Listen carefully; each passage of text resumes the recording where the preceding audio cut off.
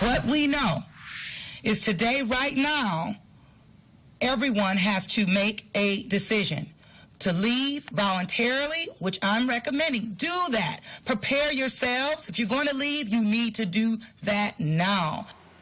That was the mayor of New Orleans encouraging people to evacuate as Hurricane Ida, it's currently a Category 2 storm right now, is approaching Louisiana, and the impact could be catastrophic. And for the folks who live in New Orleans, this comes nearly 16 years to the day after Hurricane Katrina just decimated New Orleans and much of the Gulf Coast. Folks there once again bracing for Hurricane Ida that could pack the same, if not a worse punch as Katrina. Hurricane Ida is gaining strength and is expected to hit New Orleans tomorrow, and reporter Jack Royer is on the ground in New Orleans right now. He's joining us live with the latest. Are people preparing? Are they getting ready to go? Yeah, Justine, Jonathan, plenty of people are preparing. Plenty of people are boarding up windows and doors of businesses and hotels. Plenty of people are, though, choosing to ride this out. You mentioned the anniversary of Hurricane Katrina tomorrow. Leaders warning this could be far worse, but they're also saying they feel they're more prepared this time. The familiar signs of a hurricane approaching. Boarded windows, sandbags to prevent flooding. A major hurricane bearing down on New Orleans. Yeah. Take care. Yeah. Zach and Spencer are helping each other as they prepare to stay put during Ida. Their jobs will keep them here, even as many choose to evacuate. Did you consider leaving at all, or?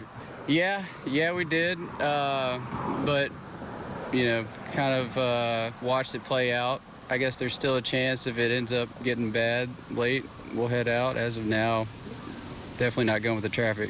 The New Orleans mayor stopping short of issuing a mandatory evacuation, saying there simply isn't enough time. But the governor saying this could be worse than Katrina. This will be one of the strongest hurricanes to hit anywhere in Louisiana since at least the 1850s.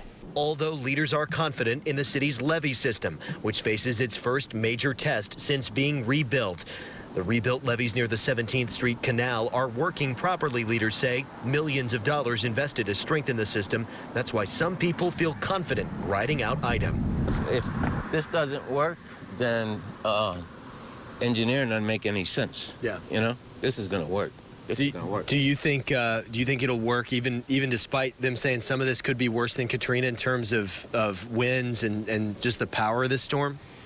Yeah, I think it could handle another Katrina after what they did here, and they did it to every canal that goes in here.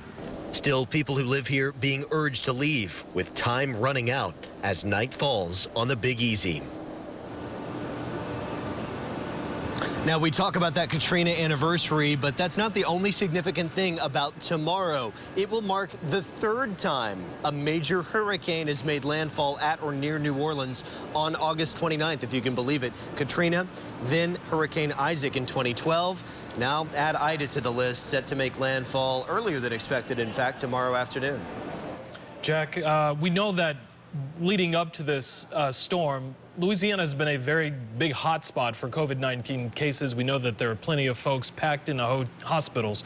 Do you know if there's any word on if those evacuations have been taking place at hospitals there? In fact, I believe they haven't been taking place for two reasons. One, they're worried about needing staff in hospitals here if that should be the case related to the storm. But also, hospitals in Texas, Georgia, Florida are just as overwhelmed as Louisiana is at this point. So there's great concern among some, although I did speak to a surgeon today, a guy we bumped into who is the on-call surgeon at one of the local hospitals here, who said for his part he feels confident that the hospitals have prepared both in terms of having backup generators and things like that, plenty of food, but also plenty of staff. Even as frontline workers are so worn thin from COVID-19, this guy at least felt like they're ready for anything. And so, Jack, we see people there walking around behind you. Is this the calm before the storm, or people trying to enjoy their last Saturday night out in New Orleans, at tourists even, or locals? I mean, do you think that most people will listen to the mayor and evacuate?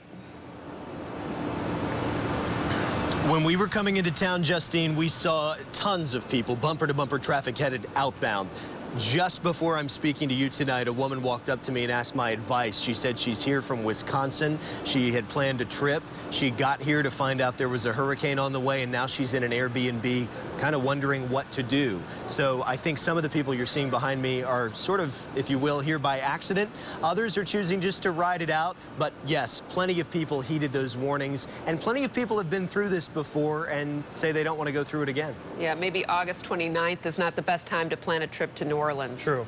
But I will say this, for the folks who have gone through this before, a lot of them actually have what are called hurricane parties right before a large storm arrives because, you know, they have nothing else to do. They're going to, you know, just kind of stick it out, wait it out, and just see what happens. So a lot of folks who are at home right now probably are, I don't know, with friends and family and everyone else. So Jack's not going to one of those. Jack's not going to go to one of those. I think my hurricane party would be in a car headed out of town if it were up to me. I'm with you. Jack, thank you so much for that live report. We're going to check in with you later on this evening. Thank you, Jack.